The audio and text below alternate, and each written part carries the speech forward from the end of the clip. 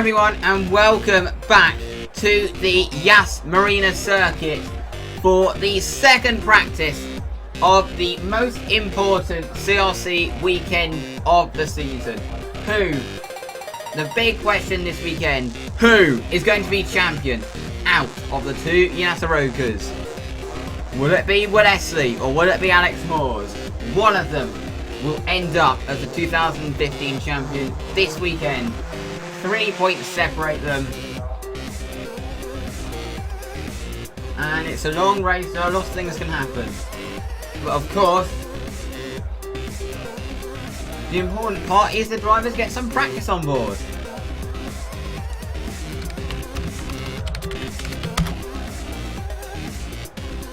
And of course, today we should expect to see the qualifying sims.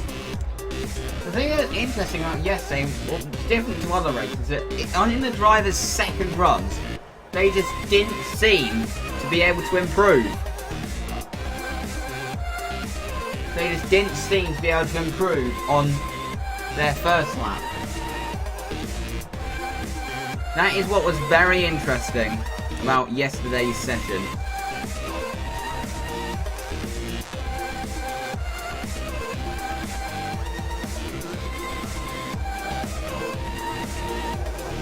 But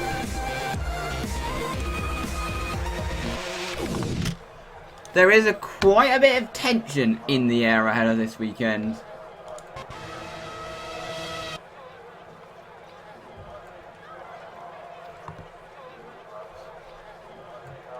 Going into this championship deciding weekend here in Abu Dhabi. Here we go. The second session is about to get underway here at the beautiful Yas Marina circuit. The session is underway. We have no immediate activity.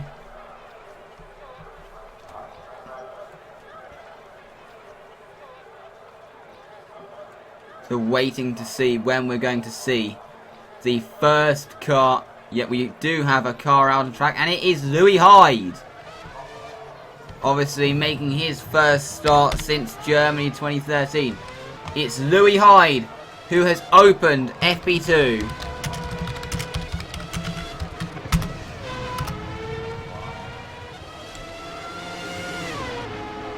Of course, the comeback kids, HWR.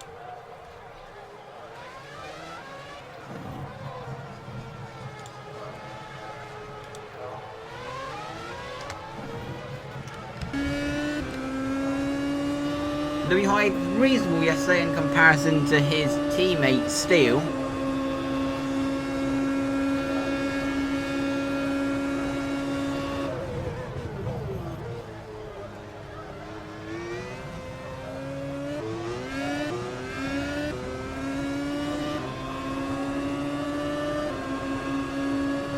So I don't think it's going to be an awful weekend for him. I think he should be able to quite easily challenge his teammate and the two speed techs.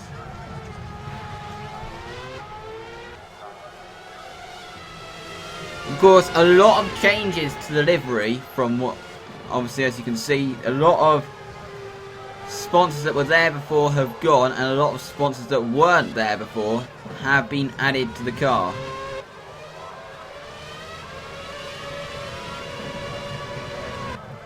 Just the amount of teams that have supported their comeback. For example, seeing FedEx on the side pod of that HWR car. It was actually CGP who persuaded them to pay for all the freight for HWR for this weekend, and for that they put their logo on the side pod. And then of course you have Jack Wheels on the side of the nose, which is a sponsor brought in by Steele, and the CSL Group logo, as you can see on the car, is a sponsor brought in by Louis Hyde.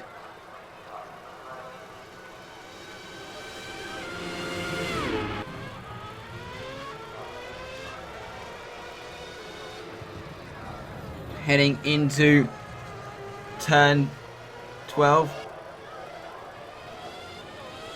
And turn 8 now, into turn 9. Now down the back straight. It's a kink that people ignore, but it's classed as a corner on the track map. Now into turn 11, into the chicane, into turn 12 and 13. Up towards turn 14. Now into the very fast and then up towards arguably the trickiest braking point on the track. Turn 17. Into turn 18. Into turn 19. 2 more corners to go. Turn 20. It's a very fast left hand now into right hand now into turn 21. And across the line goes Louis Hyde to do a 45.0, which is actually just around a couple of seconds ahead of where CGP2 were.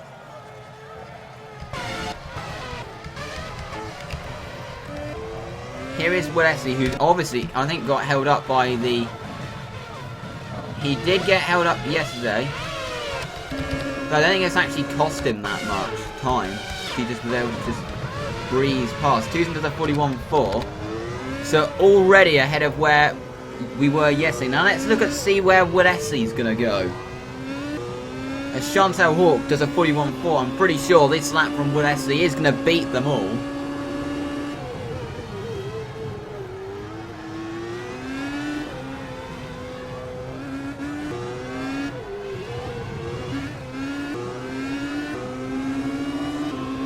So now into the final section of the track, into the final corner. Across the line goes Wesley. And it's going to be a 140.4 for Wesley. Let's see what Alex Moores is capable of. Alex Moores is on a lap. I wonder if we're going to see any times into the 139s. Of course, we should expect this to be faster than Esley, because Esley had a disrupted lap. He only did a 41.0. Surely he didn't get held up at all, did he? He understood a little bit going into the chicane, but surely that can't be the difference. I think he must have been held up at some point in the lap. Or either that or made some mistake.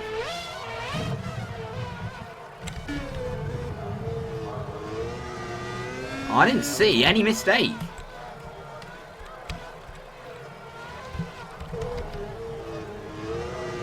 That looked reasonable. A bit of a hesitation at turn 1, but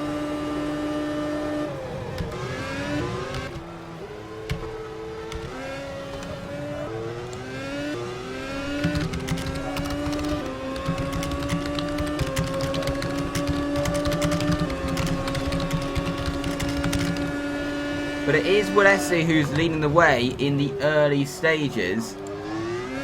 There is the speed tech ahead. Let's see what the gap at the moment is between the two. It's 0.5 of a second, and Esley got held up slightly on his lap.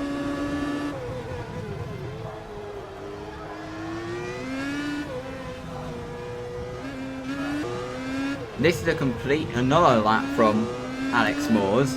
He's pitting at the end of it.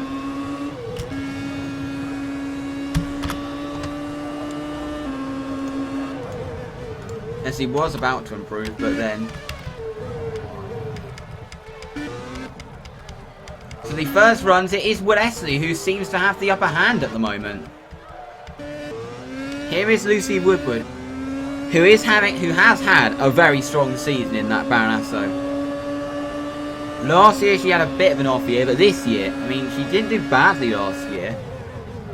This year, she has really shone in that Baronasso. Yes, it did take a little bit of a while at the beginning of the year for her to settle into this new team. But once she did, now she has really settled in.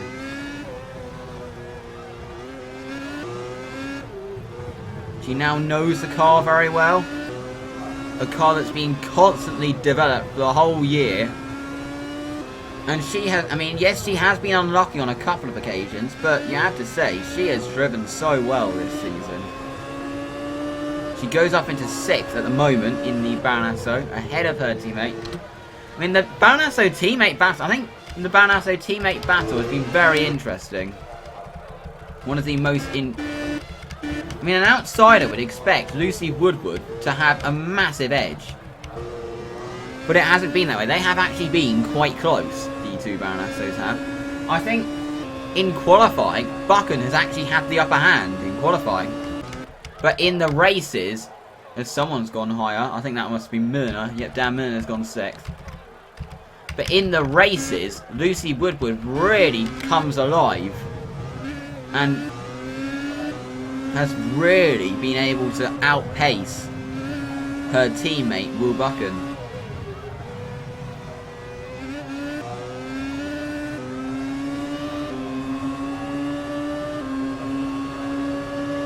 So, and I think that battle will continue to be an interesting one to watch throughout 2016 as well. And that's another battle.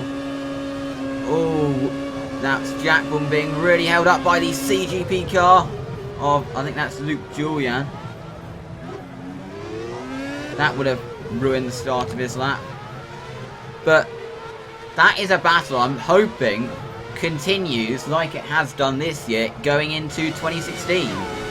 So of course they both are staying on for next year.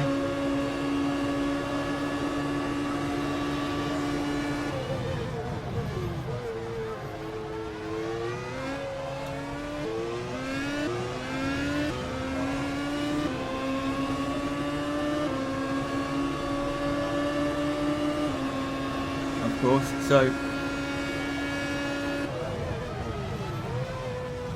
it's going to be very interesting to see how Lucy's going to do against her teammate next year.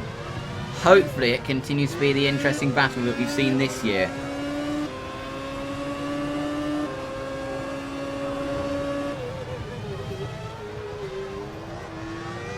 Oh, Jack Bourne really riding the curbs in that section of the track. Now into the final sector. Let's see where this is going to put Jack. I think Kieran got held up a little bit on his lap. Giving explanation for why he could be down in 12th. He goes up to 8th, which is reasonable considering the start of his lap. So,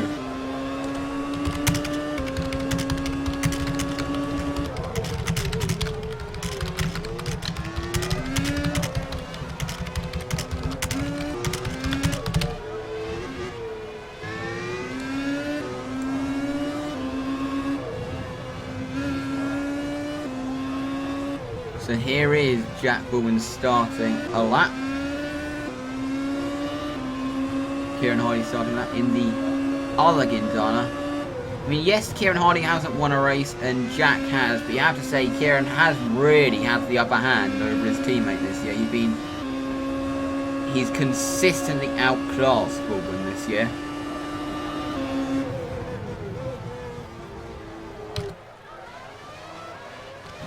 He has, I mean, he did lose a win through that mistake in Hungary.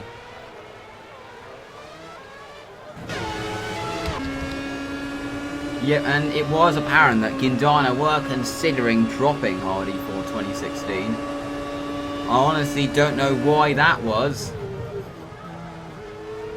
And when that all came around, there was a campaign started on Twitter to just hope all of his fans saying hashtag Kieran Hardy for Guindana 2016. Eventually they did decide to keep Hardy on for another year.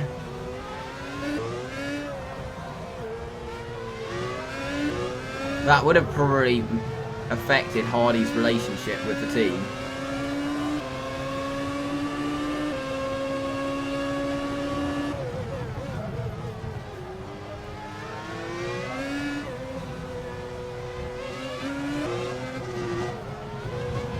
Hardy now getting really held up by someone, but it should be a reasonable lap considering he's only the end of that.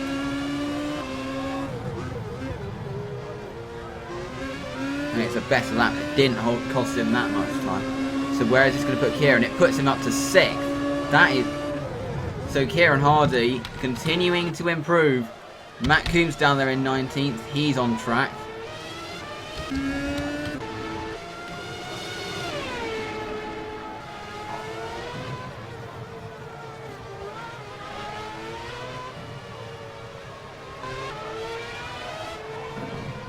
Of course, coming to the end, he's actually behind his teammate in the driving at the moment.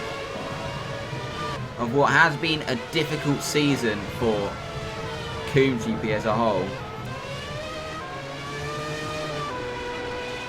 The car just hasn't been there this year.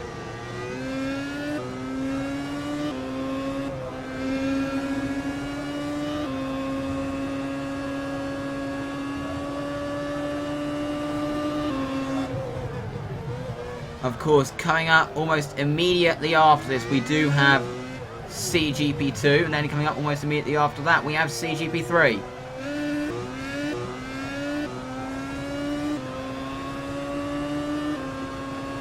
As Matt Coombs is on a lap, Toby Jones has gone up into 3rd in the Masters. That's going to be a very interesting battle to keep an eye on, the battle between Masterforce and Dork in the constructors. At the moment, Masterforce hold it by 2 points.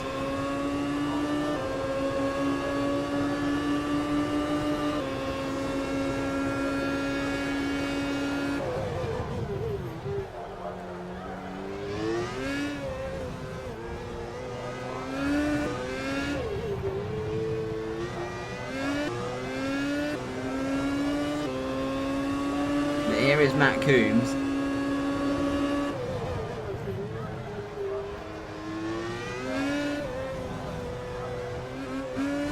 Who's on a good lap at the moment in that Coombs GP car.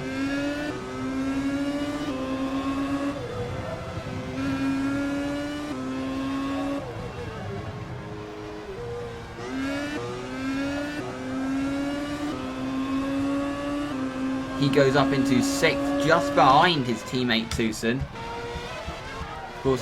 Of course, he is off. Will Buchan's gone up into 9th. He is off to Masterforce next year, and that's going to be very interesting to see how he gets along there. Alongside Dan Milner.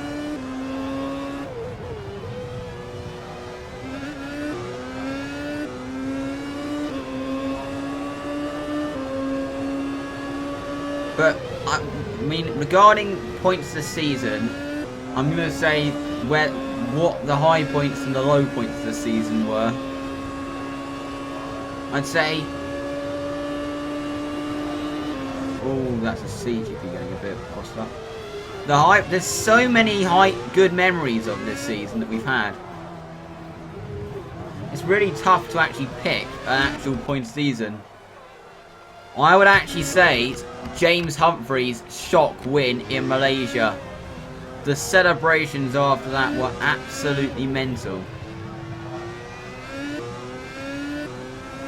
Actually, I'd say that, and also 2 weeks ago, Leslie's drive in Brazil. I'd say those were the 2 high points of the season for me. James Humphreys taking his maiden win in Malaysia. Right at the start, I think that feels quite an age away now that it all happened. I mean, that day, no one knew what to expect. It was the first ever race with this weather problem. Yes, we'd had CRC races in the wet before with other games and other plugins with R-Factor that CRC then lost connections with. And then it was the first race where the wet weather plugin took effect because it was raining. No one knew what to expect. And after the red flag, the last like 24 or so laps we had after the red flag were absolutely crazy.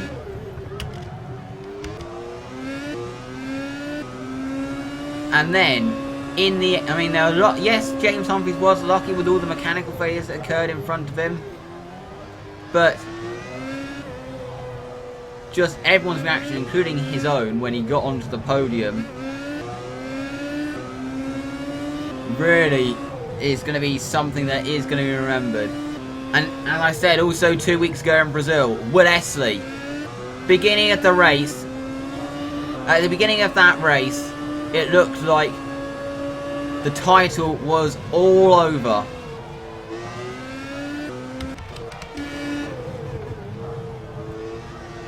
The title was all over. The whole championship was all over for him. Then lap 6, he was caught up in that incident. And I was honestly about to say, right, and now this means Alex Moores is the 2015 CRC World Champion. He got going in, and then the safety car came with a safety car. And then the way he just picked off all the cars one by one without any problems. He just made it look so easy. He just made it look so easy. And then he was up to second, and thank God he got I mean, not being disrespectful to Alex Moores or anything, but it was kind of only fair if such a good drive rewarded him in the way it did. Because, I mean, yes, he was a bit lucky with when Alex Moores crashed, but he was in that position. He took the win, and that set him up going into this race. And just the celebrations on the podium once again, the way that he celebrated because of a really unexpected win. Even after qualifying, he thought a win was out of the question. But he pulled it off in the race. As Lucas Quintanilla goes up into 11th.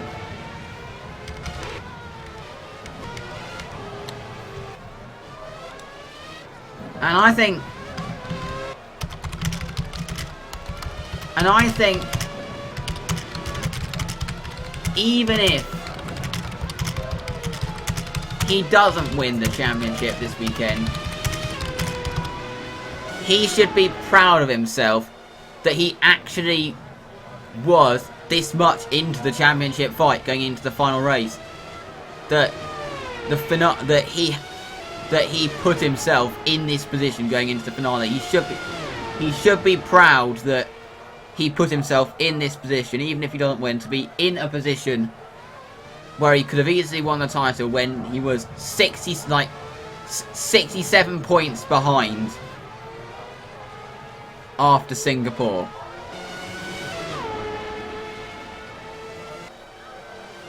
Five races to go, and he has closed 64 points in 4 races on his teammate Alex Moores, which really is just staggering how much he has managed to close.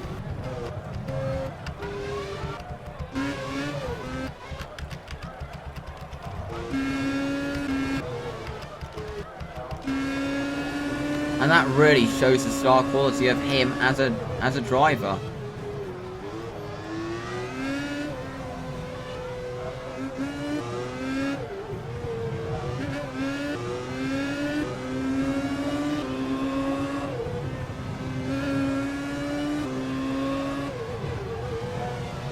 And both those races, Malaysia and Brazil, will be races that will be remembered for a long time as Jack Baldwin goes up into 10th place. Races that everyone at CRC will remember for a very long time.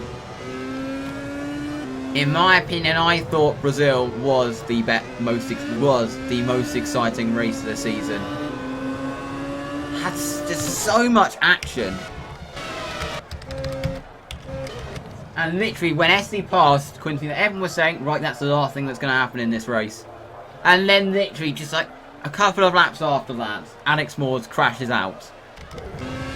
And that even put Kieran Hardy in contention to win, but before he got taken off by James Casey,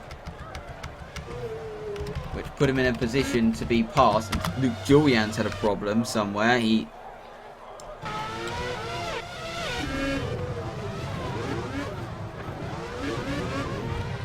he stopped on the straight. When we saw him exiting in front of Hannah Duran like that, turns out it was a problem with the car. He stopped, so Luke Julian's session is done. Of course, he came in mid-season. Obviously, next year will be his first full season in CRC. But with regards to next year, I personally, because it will basically after the revolution, if you like. Oh, that's a speed tech going on to 2 wheels ahead. It's going to be basically after the revolution, going into the final race. It's going to be basically into next year, because this year is the year where yes, we've got they're converting to the current F1 regulations, current generation of turbo hybrids.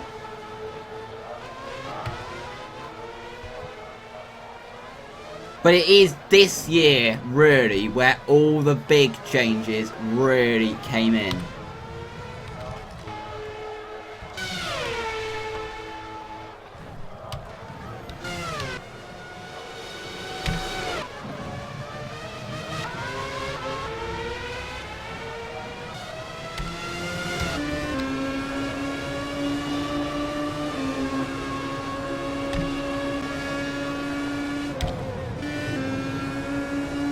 It is this year which saw all the big changes. Of course, the transition to the new game, which of course the first few races were absolutely crazy. In the transition, because everyone starts still getting used to the new game. Everything has calmed down a bit since. Next year will be after the revolution. It will be the second year with this game.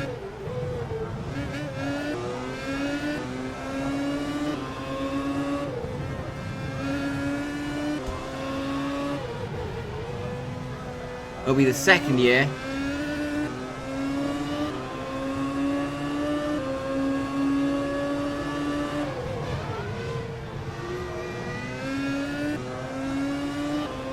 So, personally, I still think it is going to be Yonata Roka out in front.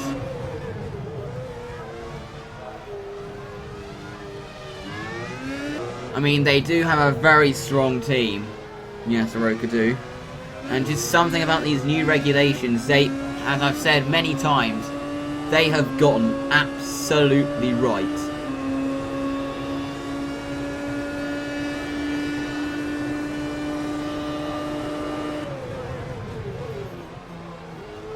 The way they have had such a dominant car, and they've broken so many records this year.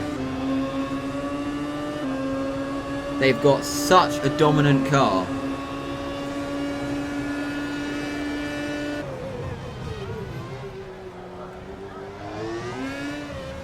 Which...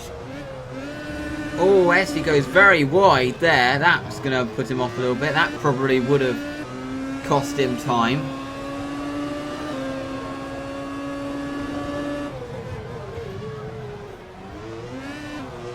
Really riding the curbs he is. He did lose time.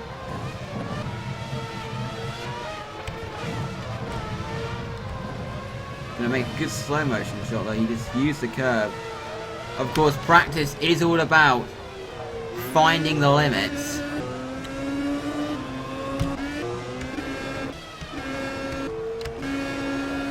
Hannah Duran's gone up into 5th. We never saw that.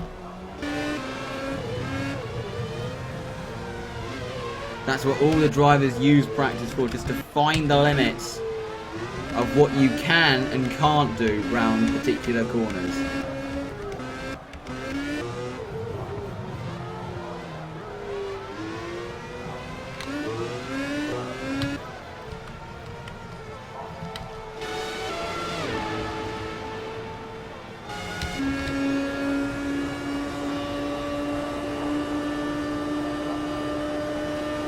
Of course, Willessie would have found that you had to be careful with how much curb you take through that corner.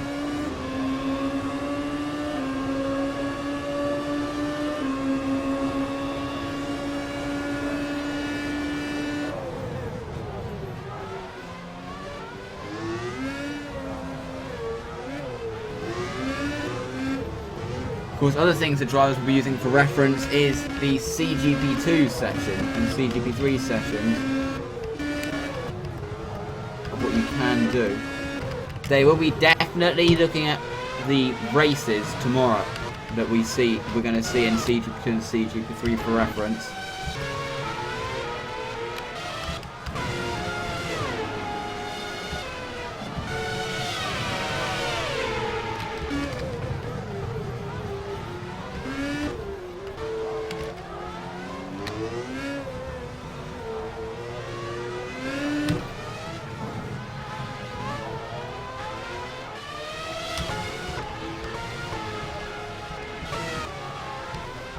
Got less than a minute left, so these drivers will be going into their final lap times of the session.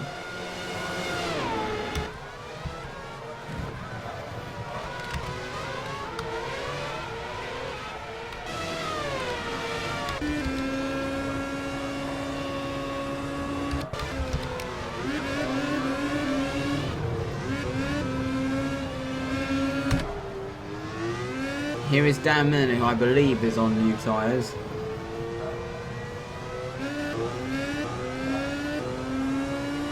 In the Master Force.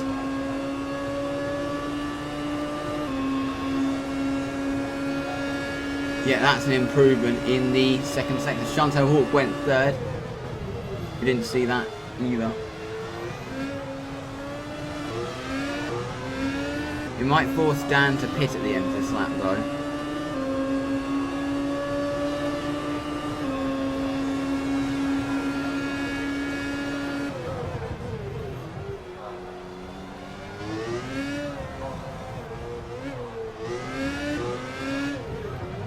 Checker flag out. Yeah, it is going to force him to pit.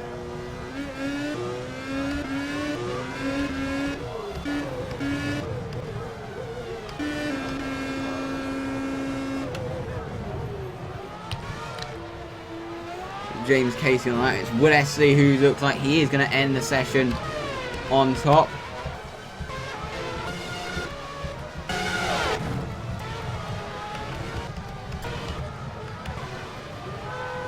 Dan Miller goes into the pits.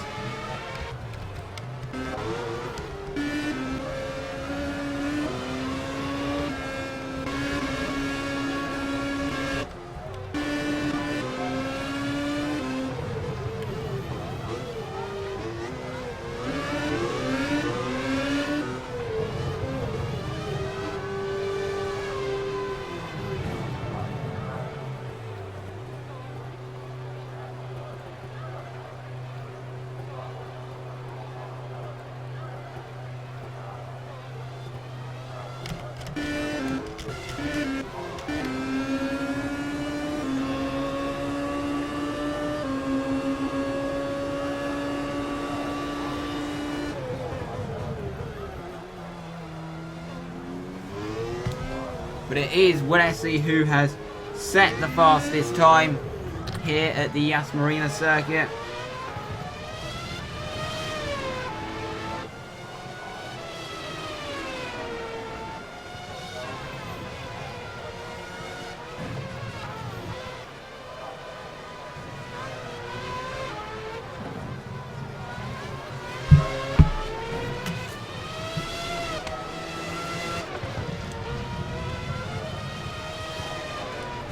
It is Will Esley who has ended on top on a 140.4477 ahead of Alex Moores and Chantal Hawk.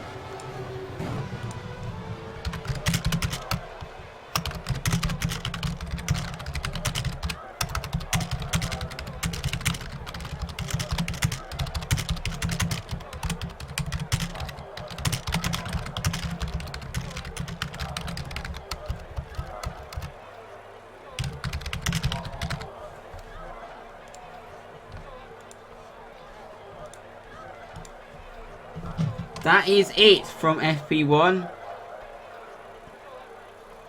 here at the Yas Marina circuit.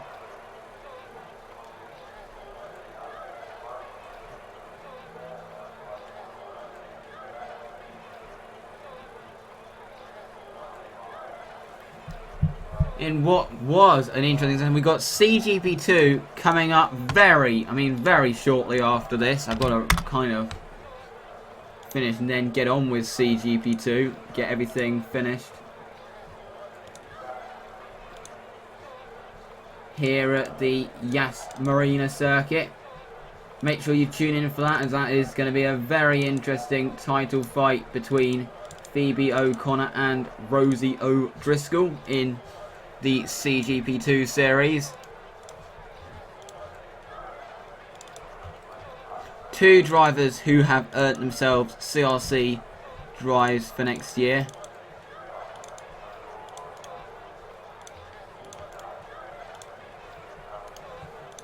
Thank you very much for watching. And we'll see you in it. As far as CRC is concerned, we'll see you tomorrow for FP3. Goodbye.